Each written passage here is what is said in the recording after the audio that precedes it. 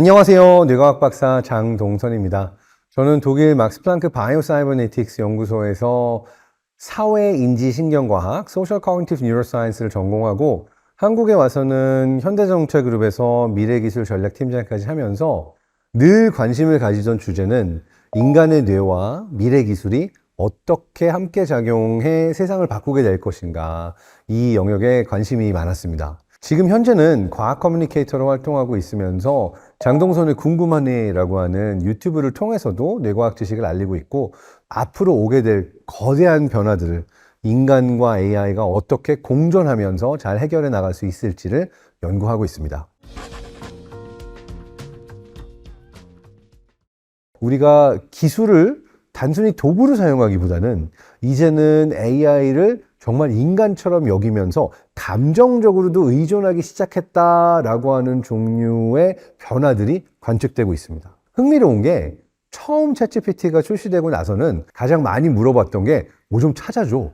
내 텍스트 좀 고쳐주거나 수정해주지 않을래? 뭐 재밌는 거 없니? 아이디어 좀 내봐. 이러한 종류의 질문들을 사람들이 가장 많이 했다고 그래요.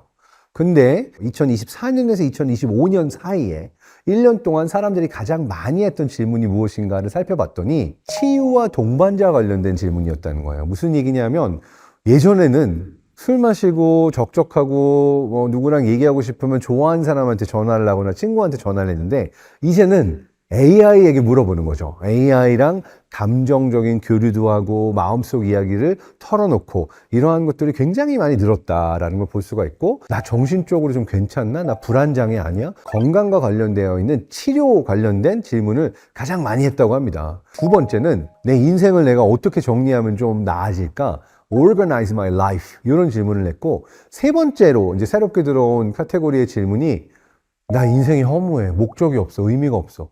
내 인생의 의미 좀 찾아주라. 여기서 우리가 볼 수 있는 변화는 감정적 의존, 그리고 사실은 인간의 영역이라고 생각되던 내 삶의 의미, 목적, 내가 좋아하는 사람과 대화 나누는 것, 이러한 것들을 AI에게 의존하기 시작한 새로운 패턴이 보이기 시작했다라고 보이는 거죠. 인간의 의사결정 구조에 가장 큰 영향을 미치는 것은 주변의 다른 인간입니다.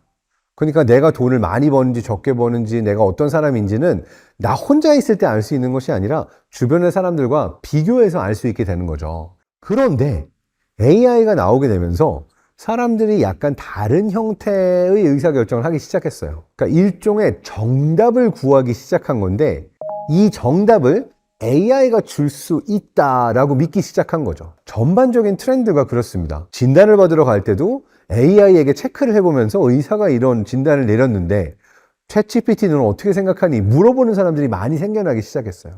그 이야기는 우리가 더 이상 우리 의사결정에 영향을 미치는 존재로서 인간만 보고 있는 것이 아니라 AI가 주는 답들에 굉장히 큰 영향을 받고 있다라고 볼 수가 있고, 그 AI가 주는 답들은 반대로 인간의 데이터를 기반으로 어떠한 데이터를 AI가 학습했는지에 따라서 일종의 응축된, 압축된 굉장히 많은 사람들의 데이터를 거울처럼 우리에게 돌려주고 있다라고 볼 수도 있는 거죠.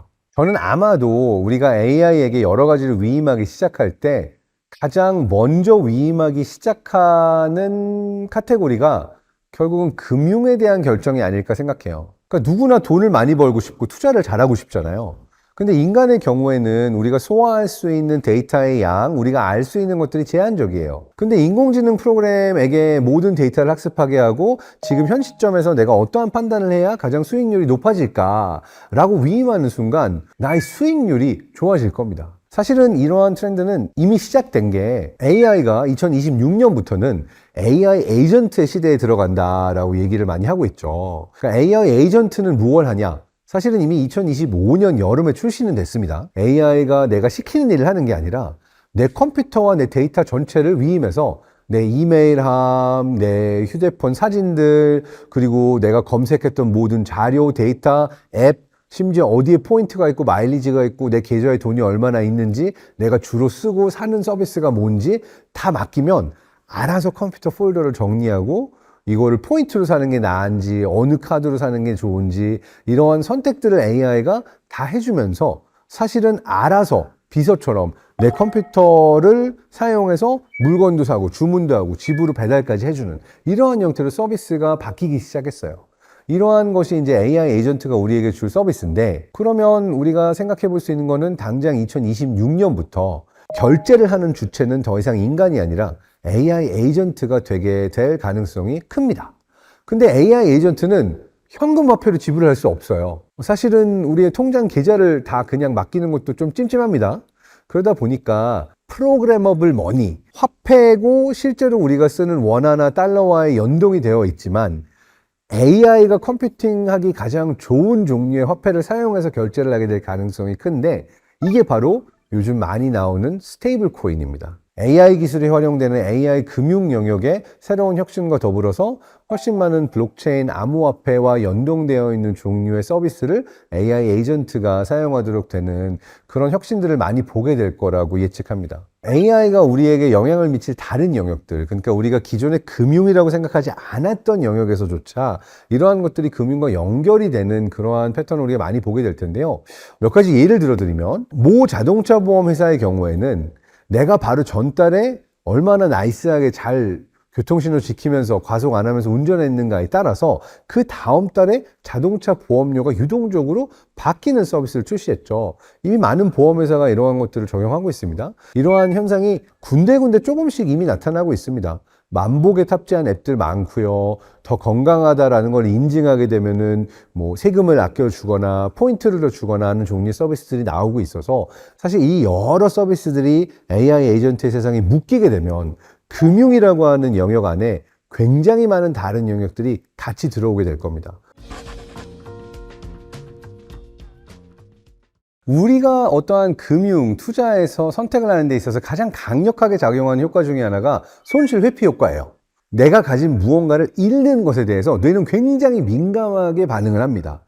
그리고 내가 무언가를 얻어서 즐거울 수 있는 것에 대해서는 상대적으로 약하게 반응해요. 이러한 것이 금융, 또 투자 영역에서 어떻게 나타날까? 손해날 때 빠르게 손절, 그 다음에 이득 보는 거는 계속 갖고 있어야 되는데, 뭔가 우리는 그걸 반대로 하게 된 이유 중에 하나가 뇌 안에서 이익 보는 것과 손해 보는 것을 제각각 다르게 보기 때문에 무조건 손해 보기 싫어한다는 마음이 커서 훨씬 더 큰 손해를 보게 되는 그러한 잘못된 의사결정으로 우리를 몰아가는 거죠. 그래서 사실은 손해 보는 거를 극도로 싫어하는 효과 자체가 우리가 좀 이성적이고 합리적인, 우리에게 이득이 되는 그러한 투자를 하는 데 있어서는 좀 많이 해가 되기도 합니다. 그래서 내 뇌가 어떻게 반응하는가, 왜 이렇게 반응하는가를 알고 현명한 판단을 하는 것이 중요하겠죠. 인간은 불확실성을 극도로 싫어합니다. 불안감을 고조시키기 때문에 스트레스 호르몬 코티졸 같은 것들을 많이 분비시킵니다. 일반적으로 스트레스 호르몬 코티졸의 분비가 높아져 있고, 또 이와 더불어서 편도체 활성화, 두려움, 공포, 불안 이런 것들이 높아져 있으면 우리가 더 좋은 선택을 하기 어렵습니다. 왜냐하면 이러한 경향 때문에 전두엽에서 신중하게 합리적으로 의사결정을 해야 되는 이 영역이 제대로 작동하기 어렵기 때문에 오히려 우리는 약간 패닉 셀링을 하거나 내가 왜 그랬지라고 하는 비합리적인 의사결정을 할 가능성이 높아지는 거예요. 그래서 되게 재밌는 건데요. 월가나 이제 애널리스트들, 투자자들의 경우가 굉장히 많이 이런 멘탈 관리 프로그램에 등록을 합니다. 주식시장이나 이 금융시장이 어떻게 될지 모른다라는 불확실성에서 사는데, 여기에서 내 스스로의 멘탈 관리 능력, 그러니까 인지적 유연성이 높을수록 불확실성으로부터 오는 스트레스에 대해서 내가 조금 더 잘 버티는 능력이 생겨 있고, 내가 여기에 취약할수록 잘못된 선택을 하고 수익률이 안 날 확률이 높은 거죠. 내 뇌가 혹해서 자꾸 불확실한 어딘가에 리스크 베팅을 하려고 할지라도 이건 내 뇌가 이 도파민이 불확실성에 반응해서 그런 거야 라고 스스로의 메커니즘을 알고 조금 더 현명한 선택들을 하는 것이 훨씬 중요하다고 볼 수가 있겠습니다. 사실 인간의 뇌도 계속해서 기록을 하고 데이터를 보고 내가 실제로 볼 수 있는 데이터 기반으로 판단을 하면 더 좋은 선택들을 할 수가 있습니다. 그런데 우리가 순간의 감정 또는 내가 기억나는 것들, 이러한 것에만 의존해서 주변 사람들이 어떻게 생각하는지 여기에 영향을 받아서 어떤 금융에서 선택을 하게 되면 안 좋은 선택들이 지속될 가능성이 높죠. 전반적으로 봤을 때 AI가 학습할 수 있는 데이터의 양도 많고, 또 컴퓨팅하고 분석할 수 있는 능력도 인간의 뇌보다 더 뛰어나다라고 볼 수가 있기 때문에 AI가 이러한 선택에 있어서는 기본적으로는 인간보다 좋은 의사결정을 할 가능성이 높습니다. 다만 예외는 있어요. AI는 학습한 데이터를 기반으로 통계적 최적화를 하기 때문에 어떠한 데이터를 학습했는가가 굉장히 중요합니다. 오염된 데이터나 굉장히 편향된 데이터나 사실은 믿을 수 없는 데이터를 학습해서 결과를 낼 때 인간에게 그렇게 좋지 않은 선택들을 AI가 하게 될 가능성도 있습니다. 그래서 인간의 영역은 어떤 것이 굉장히 중요하냐면 무슨 데이터를 기반으로 저렇게 판단을 내린 거지? 라고 하는 것을 인간이 옆에서 체크하고 우리의 메타인지 능력을 통해서 잠깐만 이거는 잘못된 데이터를 학습했기 때문에 이런 답을 내는 거고 이거는 우리가 다른 데이터를 넣어가지고 다시 한번 보자 뭐 이러한 형태로 이제 틀 밖의 사고를 하고 새로운 형태의 좀 더 큰 나무가 아닌 숲을 볼 수 있는 그러한 부분에서 도움을 줄 수 있는 것이 인간이라고 저는 생각을 합니다. 사실 우리 뇌가요 엄청 게을러요. 그래서 우리의 뇌는 의사결정을 미루거나 안 할 수 있으면 그쪽을 선택하는 걸 훨씬 좋아합니다. 최대한 에너지를 아끼려고 하고 생각을 안 하거나 뇌를 덜 쓸 수 있으면 그렇게 하려고 하는 경향이 굉장히 커요. 그래서 최근에 나온 어떤 연구 결과들을 보게 되면은 우리가 AI를 사용할 때 더 좋은 선택들을 할 수 있고 얻게 되는 장점들이 많지만 사용하면 사용할수록 우리의 비판적 사고 능력이 퇴화하고 우리가 뇌를 점점 덜 쓰게 된다라고 하는 것이 시사하는 연구 결과들이 서로 다른 여러 개의 논문으로 나와 있습니다. 사실 우리가 어떤 의사결정을 하고 판단을 내린다라고 하는 대부분의 일을 우리는 전전두엽 쪽에서 하고 있어요. 근데 이것이 에너지가 많이 들어갑니다. 그렇기 때문에 우리가 선택을 내리고 판단을 할 수 있는 그 카파는 하루에 정해져 있다라고 하는 이론들도 있어요. 정보 과잉이 오게 되면은 우리의 뇌가 좋은 판단을 할 수 있는 그러한 능력이 점점 저하한다라고 볼 수도 있을 겁니다. 지금 현대 사회는 이미 우리가 정보 과잉의 시대에 살고 있고 그렇기 때문에 뇌가 가장 최적화된 판단을 내리기가 굉장히 어려운 상황이라고 볼 수가 있죠. 이 부분에 있어서는 피로감을 느끼지 않는 그리고 정보가 많아도 훨씬 쉽게 처리할 수 있는 AI의 도움을 받는 것 자체가 인간에게는 굉장히 유리한 측면이 많다라고 볼 수 있습니다. 저는 앞으로의 금융이 굉장히 밀접하게 우리의 라이프스타일, 뷰티, 웰니스, 헬스케어 이런 영역까지 들어오게 될 거라고 생각을 합니다. 어떤 정신건강에 있어서 문제가 있는 사람들의 경우에는 투자 포트폴리오나 금융적인 상황이 안 좋은 경우들이 굉장히 많거든요. 이러한 상관관계는 여러 논문을 통해 보고가 되어 있습니다. 자, 그렇다면 금융 서비스가 어디까지 들어오는 것은 시간 문제냐? 내 고객의 금융 상황을 개선시키기 위해서 당신의 정신 건강을 더 건강하게 만들어 주겠다. 그러면 당신의 금융 상황이 나아질 거고 우리의 수익률도 좋아지는 거니까 우리가 원하는 바, 그러니까 금융회사 입장에서 원하는 바라고 볼 수 있겠죠. 이것을 고려하게 되면 이제는 고객의 인지 상태, 감정, 건강에 금융 서비스가 더 많은 혜택을 주고 서비스를 제공하려고 하는 트렌드는 어찌 보면 당연하다라고 볼 수가 있고 아마도 시간 문제지 모든 금융 서비스들이 이 영역으로 갈 거라고 저는 예측을 하고 그렇다면 이러한 서비스를 선제적으로 더 많은 사람들에게 제공한 어떠한 퍼스트 무버가 먹을 수 있는 파이가 더 커진다라고도 볼 수 있겠죠.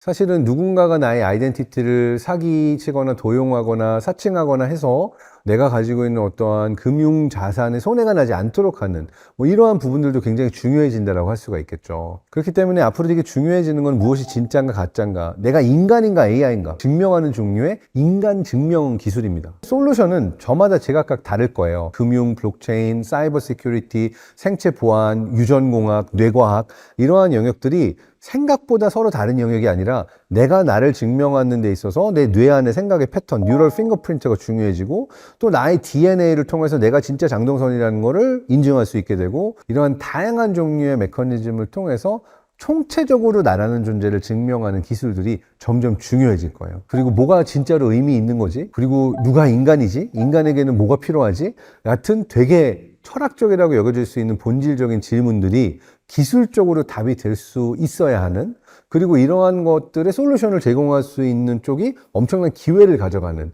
그러한 변화를 우리가 이미 그 시작점을 보고 있고 2026년에는 이런 다양한 종류의 기술과 서비스들이 나와서 우리가 경험해 볼 수 있는 그런 실험의 장이 되는 것을 아마 경험할 거라고 저는 생각합니다.